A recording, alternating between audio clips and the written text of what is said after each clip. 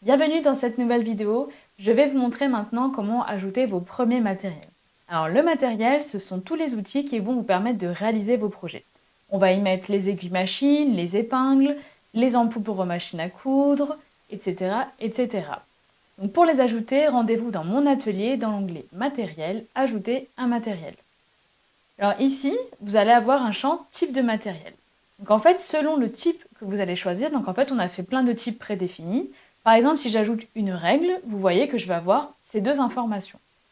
Si j'ajoute un appareil à biais, ce n'est pas la même information.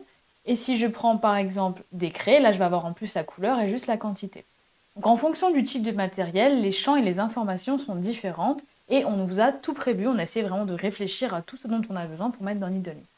Si vraiment vous ne trouvez pas un matériel dans la liste, vous pouvez faire le autre qui va vous rassembler d'autres choses pour mettre tout ce dont vous avez besoin. Pour l'exemple, j'ai choisi de vous montrer les aiguilles machines.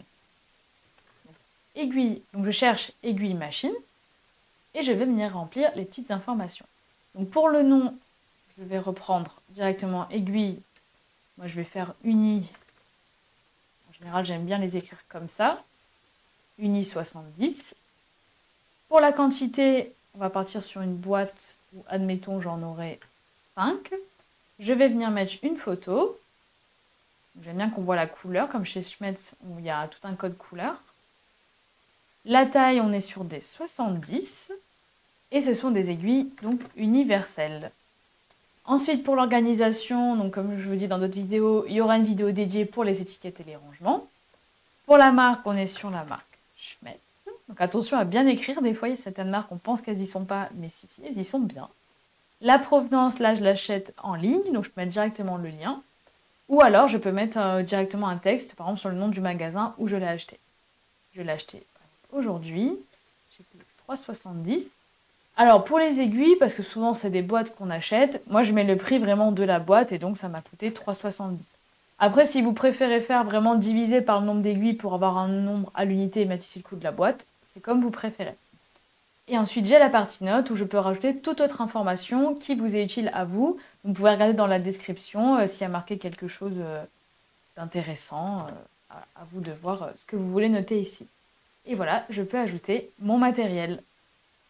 Et donc si je reviens ici, j'ai ma nouvelle aiguille. Et donc l'intérêt de mettre vos matériels, notamment pour les aiguilles machines, c'est que quand vous allez préparer vos projets, vous pourrez déjà réfléchir quelle aiguille je vais utiliser. Donc au moment de coudre, plus qu'à regarder ce qui était prévu, et vous n'avez plus qu'à vous y mettre, tout est déjà réfléchi en amont. Donc c'est hyper pratique d'avoir tout, notamment je trouve les aiguilles, même les ampoules pour pouvoir en racheter, comme ça vous avez directement la bonne référence pour vos machines. Vraiment, je vous invite à faire ce travail. Ça va faire en fait gagner du temps après et à tout moment, vous pouvez regarder combien vous en avez, est-ce qu'il faut en racheter, est-ce que vous en manquez ou pas. Voilà, je vous dis à très vite pour une prochaine vidéo.